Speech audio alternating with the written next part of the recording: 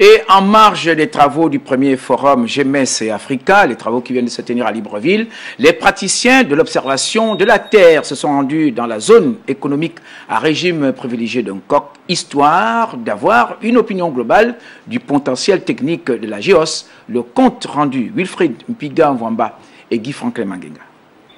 La maison d'hôte a constitué le point d'entame de la randonnée. Le lieu révèle la superficie, les opportunités et les usines productives de la zone économique à régime privilégié de coq à travers une maquette. De la fiction à la réalité, les visiteurs n'avaient qu'un pas à franchir, la découverte de l'Agence gabonaise d'études et d'observation spatiale avec les équipements de sa station de réception a bien nourri la curiosité des uns et des autres. La GEOS est au point au top pour ce qui concerne les équipements. Puis je suis également très content de voir qu'ils ont la capacité d'analyser les données qui sont là. Jusque-là, ce sont les pays du Nord qui venaient et qui mettaient à notre disposition en fait des outils qui n'étaient pas forcément adaptés à nos besoins.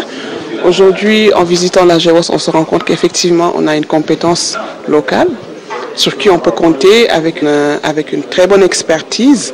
Alors effectivement, c'est à nous maintenant de relever le challenge, à savoir en fait une certaine mutualisation des efforts, une certaine mutualisation des connaissances au niveau de l'Afrique. Il s'est agi ensuite de comprendre le processus de détection d'éventuelles pollutions, de vérification des navires et de surveillance des activités de pêche côtière en haute mer.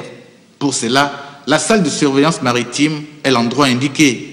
Et ils font de la surveillance, ils font de tout ce qui est cartographie des forêts, du moment que vous avez des forêts assez denses, donc il n'y a pas de problème. Hein. Et c'est avec une précision assez satisfaisante. Du point de vue des GMS, là, définitivement, je pense que la GEOS peut être un exemple. Et puis, on devrait promouvoir, si tu veux, ce qui se fait à la GEOS, parce que c'est l'exemple à suivre. Le partage, le renouvellement des capacités, la technologie qui est là pour soutenir ça. À ce jour, dans le domaine de l'observation spatiale, le Gabon semble avoir de l'avance sur les autres pays africains.